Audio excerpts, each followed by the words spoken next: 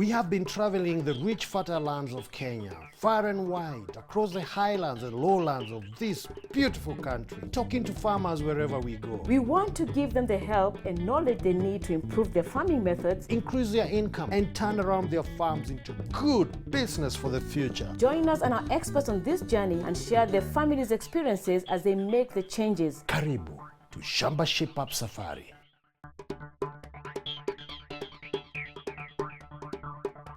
What do you do if there's a drought for 2 years? I mean, I'm talking about 4 seasons. Water is scarce, crops don't grow. And how do you farm in extreme dry areas? Time to call on Shamba Shape Up.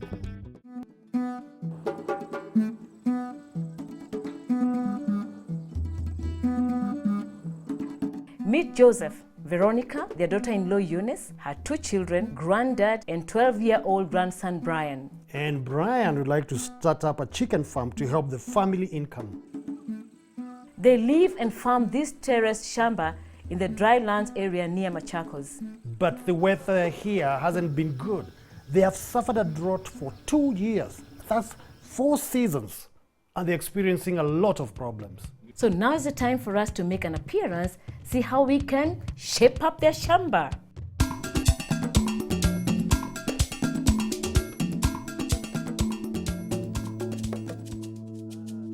Labda kwa kifupi tuelezeni shida gani ambazo unapata kwa shamba lako. Shida ya kwanza ni ng'ombe dume. Ya pili ni mbolea. Ya tatu ni ile matuta. Hiyo shida ya kusulia ile mchanga udongo ile siwe na maji. Na mimea unapanda kama chakula gani hapa? Chakula napanda mahindi, baazi, maragwe na mihogo. What Joseph has been telling me is that he's been having lots of problems in his shamba. He's been trying his best and he needs to diversify his crops. He needs advice on that. He needs to know how to make terraces. He needs to know how to make compost. And of course he talked about lack of oxen for his farm. He needs to use them to plow.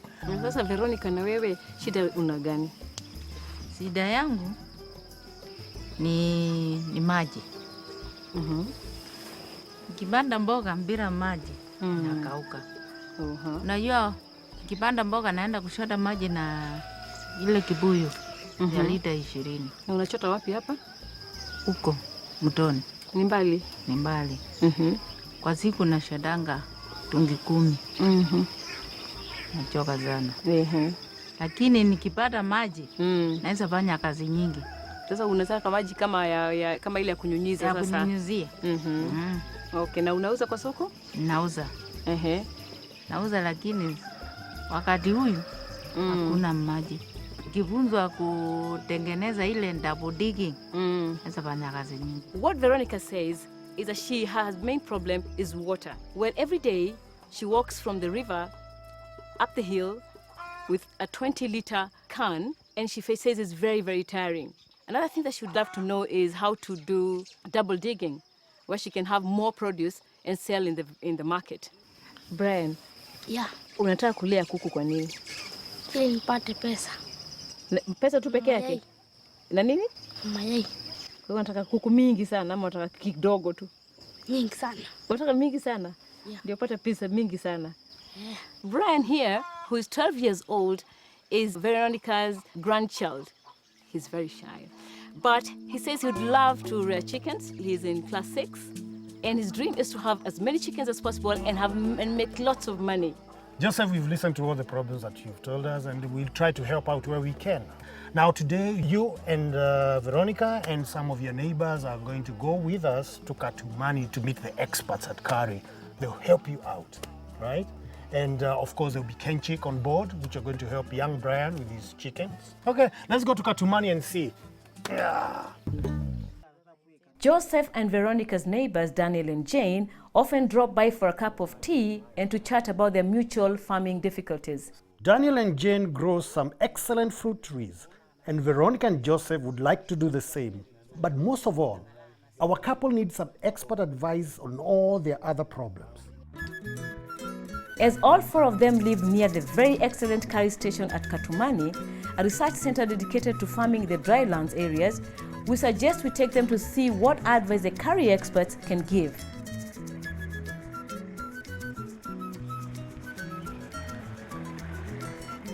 Charan Arid, an outreach specialist at Curry, is more than happy to help and starts by telling the foursome the benefits of crop diversification if one is farming in a dry area. Mr. Charan, Joseph is a very hard-working farmer, but well, you know, he comes from these areas and he's having problems with his crops. So what would you advise him to plant that will diversify in his field, you know?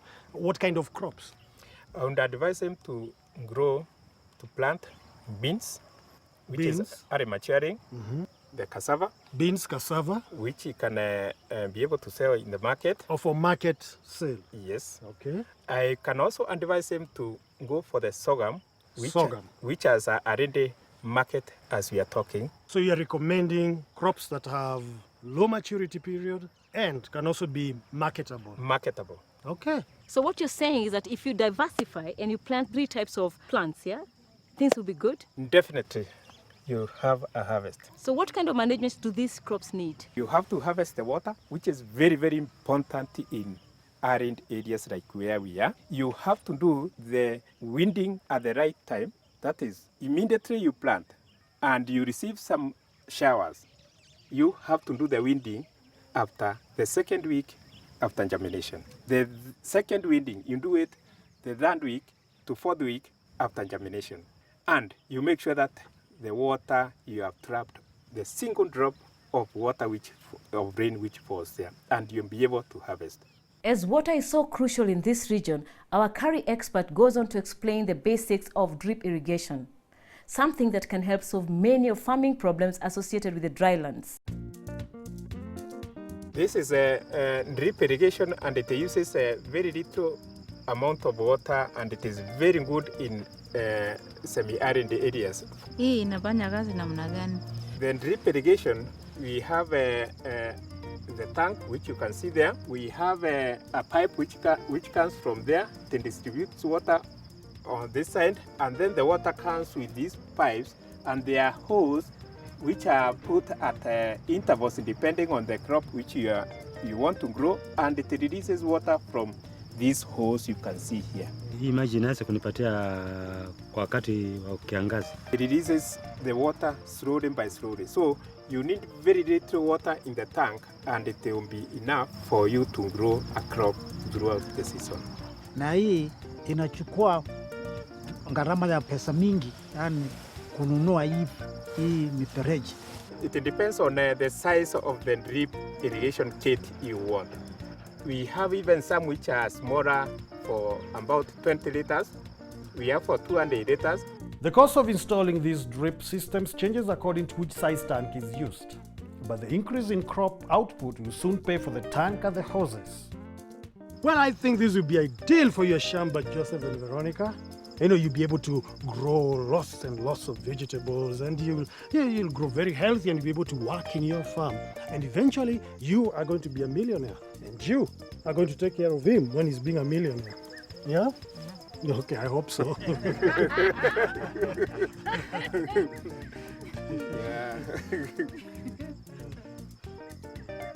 Curry promises to send out a number of experts to Joseph and Veronica's Shamba to show them how to put into practice all they've been shown. What an opportunity!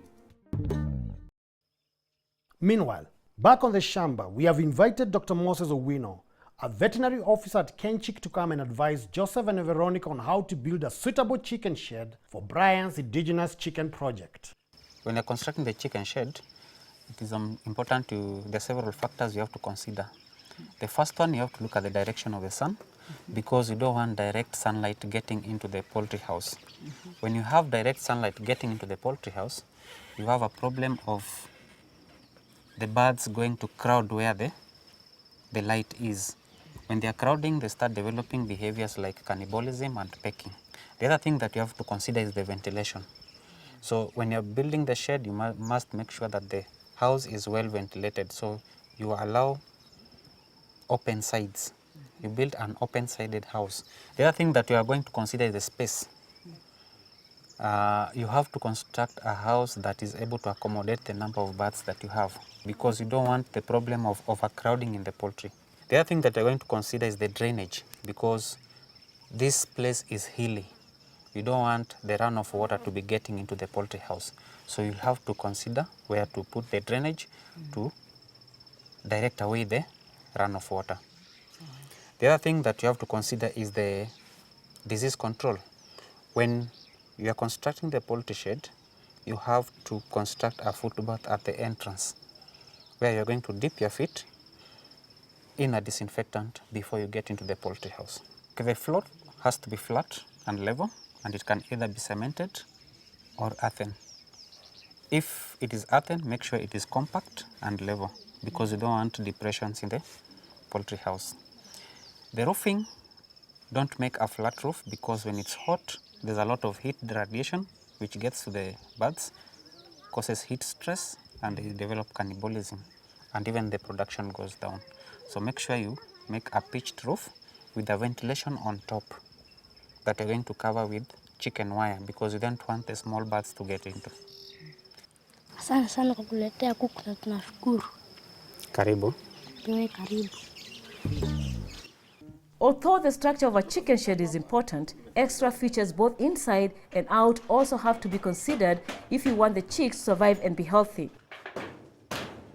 It will need good ventilation, curtains to keep in the heat, wood shavings on a level floor, a round brooding pen so that the chicks don't come to harm, a jiko to keep them warm, proper feeders and drinkers, and methods to control infection. We leave Mwangi and the team to carry on working, but for us, it's time to take stock. Isn't it nice that Joseph and Veronica's Shamba is so near Katumani? Oh yes, and they've got great experts who are training farmers on how to farm in dry lands. And we are lucky they've given a helping hand to Shamba Shape Up. Coming up, does the drip irrigation really work? And can Veronica handle the plow's new attachments?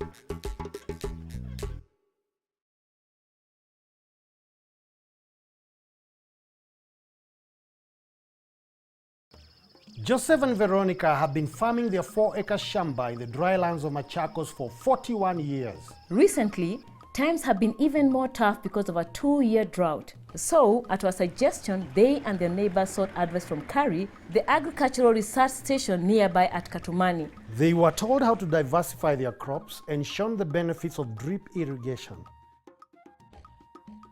Kari also promised to send their experts to the Shamba to lend a helping hand. First problem to be tackled by a Kari expert is irrigation. Veronica has to walk far to get water from the river to irrigate her crops. But by installing a drip irrigation system in her kitchen garden, as seen earlier at Kari, her problems would be halved.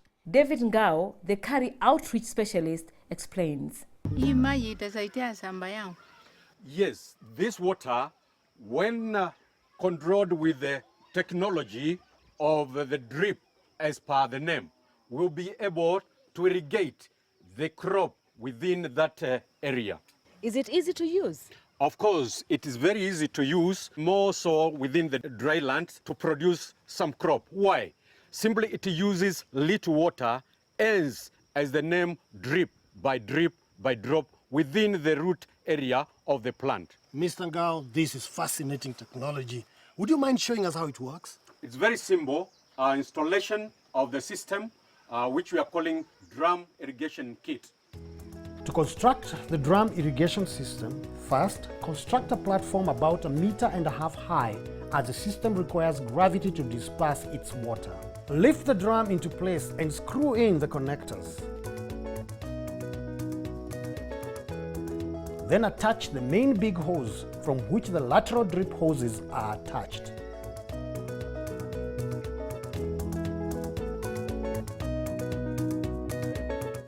Once all the hoses are attached and laid out, fill the drum with water and stand back to watch your kitchen garden turns green with healthy vegetables. The drum irrigation kit is highly effective in its distribution of water, as the water is taken directly to each plant rather than scattering over a large area as with a conventional system. How simple yet effective this drip irrigation system is. But Mr. Ngao doesn't stop there. He's on a mission to harvest every drop of rainwater wherever it may fall. Already the installed drum kit, irrigation drum kit, 230 liters. In dry land areas, water is a very important component, and we need to devise technologies of harvesting any little water available in the dry land areas. The gutters within our houses, we need to improve them and install many of them so that we can capture any drop of water which is going to fall more so during this rain season and utilize it later on to produce any crop for domestic use and supplies for selling. That is all. Well, thank you. Yep. Well, that's something such a Shamba can do, right? Oh, yes. We are going to strike these gutters down. Mwange! Oh, yes. There you go. There you go. There you go. Thanks, David. Good advice.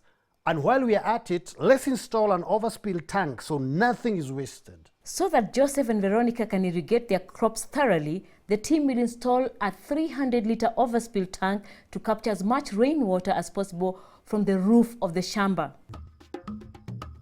Veronica's kitchen garden is important to her. Any surplus crops grown can be sold in the market for some extra income, which can also be used to buy seeds.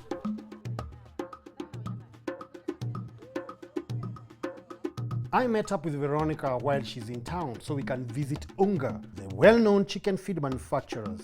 Veronica needs to know the best way to feed Brian's chicks, which should be arriving later on today from Kenchick.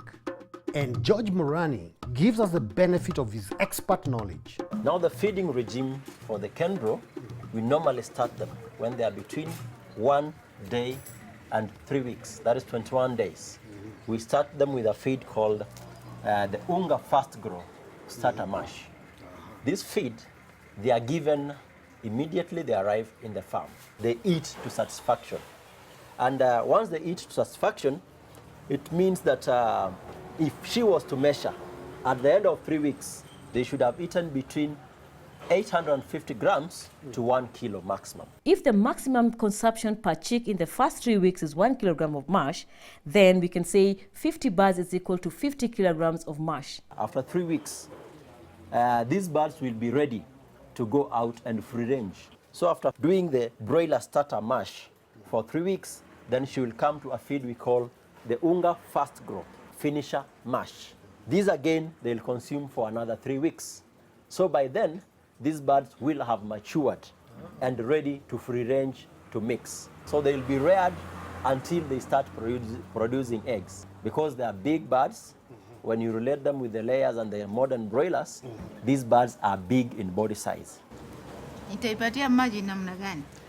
Now that's a good question. Once the birds arrive into the poultry house or the poultry unit, they are supposed to find water already in the house. Yeah? So this water should be at the expected room temperature. It has to be fresh, clean water. So it means the drinkers must be cleaned on a daily basis. For a young man like Brian, he can feed these chicks any time of the day. But we recommend, since I know he should be in school, he should wake up in the morning before going to school, put feeds in the feeders, and then comes back maybe at lunchtime to check if they have finished. He should add more. And since these are dual purpose breeds that needs to grow fast and eat, then in the evening again, they should be given more feed. To start off, Monica, we are going to give her 1 bag of the Unga Fast Grow Starter Mash and another bag of the Unga Fast Grow Finisher Mash, so that her first 6 weeks will be taken care of by the company. Thank you very much. Having learned all about chicken feed from George, let's see how the shed is getting on back at the Shamba. The chicks will soon be here. Handy Mwangi and his team have worked tirelessly to finish the rearing pen. Keep it up, guys, keep it going. And while that is going on, 3 experts from Kari turn up as promised to advise Veronica on new developments in ploughing, crop diversification, and anchoring those terraces. Please meet David Ngao, Johnston Maina, and once again, Cheran Arithi. First of all, Johnston Miner shows Veronica some new and important attachments for the plough, which help when ploughing in dry areas. This one, the subsoiler and a reaper to replace, or which can do the same the work before the onset of the rain instead of the moldboard plough which is here. This implement is good for breaking the hardy pan which is below the soil so that you can have water penetrating deeper and a proper root development for the crop. Then Mr. Cherin Arethi demonstrates how to practice crop diversification, a method of planting which is hugely beneficial in times of drought. Naweza kupanda nini? In this field, you can grow cowpeas, you can grow pigeon peas. For the importance of crop diversification, cowpeas, you can be able to harvest the vegetables. You can also be able to harvest and sell, and you get money in your pocket. You buy also maize from the market. So that is what we call crop diversification. You will never suffer because you have missed enough rainfall. And on to anchoring those all-important terraces with a collection of grasses. Once again, Mr. Arithi shows Veronica the best way to proceed. The way they are made is you get the soil from this side, you heap it there. To maintain that terrace, you need to grow Napier grass, as you can see this one. This was made about 4 years ago, and you can see even the Napier, it is still looks very green because of the showers which we have had, and it has retained all the water from the other terrace there, and that's the reason why you can see it growing right now. Some things to remember when embracing these new methods. The plough attachments, excellent for breaking up dry soil, can be hired or bought from a farming outlet. Seeds such as pigeon peas or cowpeas can be bought from Kari or any other reputable seed merchant. Fertilizers are used to encourage strong growth and maximize crops. And the grasses to anchor the embankment are cheap, or take plant cuttings from Shamba and it will cost you nothing at all. Useful expert advice all round. Veronica has learned so much from the Kari experts. But the chicken shed has to be signed off by yet another expert, Dr. Moses Owino, the vet officer from Kenchik. Will the chicken shed be good enough for the day-old chicks Kenchik is donating to the family to help Brian achieve the dream of starting his own chicken farm? A lot depends on what he has to say. I can see you've done the ventilation, right? Yes. The roofing, the ventilation at the top, the wall. It's 3 feet, the recommended one. And the curtains, you've done it on the outside, which is the recommended one. And again, I can see you've made it in a way that you open it from the top. Because you want to avoid chilling the chicks when you open the curtain. Okay, so you can see you have the footpath, the overall, which is good for disease control. The brooder is well done. As we discussed before, you need a round brooder. You're supposed to use the chick tray the first 10 days. And you'll realize that the chick tray is rough. Because when they are feeding, you don't want them to be sleeping when the surface is smooth. The drinkers, you're going to use them at a ratio of 1 to 80 chicks. So the ones you have here, I can see they're enough. The jiko, it's well done.